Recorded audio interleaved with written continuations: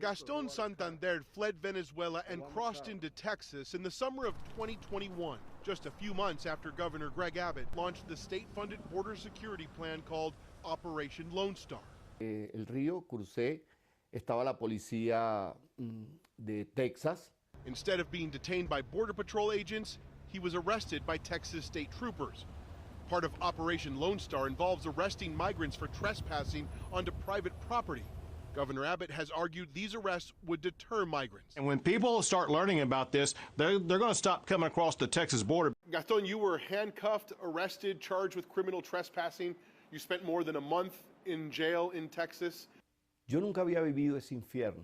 Santander says the experience was hell. He spent his life working as a human rights lawyer, now was seen as a criminal. The trespassing charge was dismissed by a judge, and almost 3 years later, Santander is now in Colorado awaiting his asylum hearing. The state arrest did nothing to derail that. Kristen Etter is a lawyer who's worked with groups that have defended thousands of migrants snagged into the net of Operation Lone Star.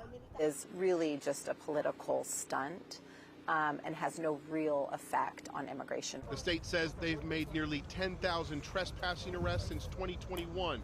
Etter says many of those misdemeanor cases are simply dismissed. Operation Lone Star has essentially been a $10.5 billion temporary and harsh detour to the asylum system. It doesn't actually prevent a person from being able to request and receive asylum in the United States. Since Operation Lone Star started almost 3 years ago, Governor Abbott has continued to escalate the number of state troopers and National Guard soldiers deployed to the border. State officials say Operation Lone Star has turned over nearly 500,000 migrants to Border Patrol and has led to over 35,000 more serious felony charges. We've deployed more National Guard, thousands of National Guard, than ever before in the history of the state. But according to federal immigration data, the number of migrant encounters along the Texas-Mexico border has increased overall since Operation Lone Star launched in March of 2021. But the Texas governor's office points out that other states on the southern border, like Arizona and California, have seen much sharper increases in migrant encounters than Texas. Okay, you done? Democratic State Representative Eddie Morales once supported Operation Lone Star, but now says the $11 billion price tag hasn't been worth it. The numbers have just continued to increase.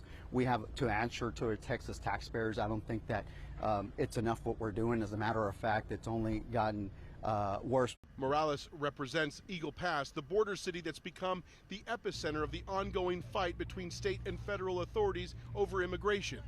State authorities have taken over a public park and are limiting Border Patrol access to the area. The state has also installed miles of razor wire along the Rio Grande. Texas sued the Biden administration to prevent Border Patrol agents from cutting the wire to apprehend or rescue migrants. But the Supreme Court has ruled that border agents can remove the wire while the case plays out in court. This is all political theater. You walk, a mile down that way or a mile down that way, and it's completely open.